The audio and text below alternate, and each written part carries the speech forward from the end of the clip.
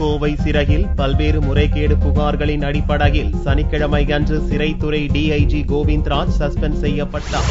கோவை சரக சிறைத்துறை டிஐஜியாக கோவிந்தராஜ் பதவி வகித்தார். சிறையில் உள்ள கோவை குண்டுவெடிப்பு குற்றவாளிகள் தமக்குரிய உணவே தாமே தயாரிப்பதாகவும் சிறை கூட்டுறவு சங்கத்தில் முறைகேடு நடப்பதாகவும் மேலும் பல புகார்கள் எழுந்தன. இது தொடர்பாக கடந்த 2011ஆம் ஆண்டு சிபிசிஐடி போலீசார் சிறைக்கு சென்று விசாரணை நடத்தி சிறை ஒழுங்கீனம் குறித்து அரசுக்கு அறிக்கை தாக்கல் செய்தனர். இதனிடையே தமிழகத்திலேயே கோவை சிறையில்தான் கைதிகளிடம் அதிக அளவில் மொபைல் போன் புழக்கம் இருப்பதாகவும் நீதிமன்றத்தில் பொதுநல வழக்கு தொடரப்பட்டது. இந்நிலையில் வரும் 30ஆம் தேதி ஓய்வு பெற இருந்த சிறைத்துறை டிஐஜி கோவிந்தராஜை கோவை சிறையில் உணவு தயாரிப்பில் முறைகேடு, மொபைல் போன் புழக்கம் உள்ளிட்ட புகார்களின் அடிப்படையில் தமிழக அரசு சனிக்கிழமை அன்று சஸ்பெண்ட் செய்து உத்தரவிட்டது. கோவிந்தராஜை தொடர்ந்து மேலும் சிறை அதிகாரிகள் மீதும் நடவடிக்கை பாயும் என்று கூறப்படுகிறது.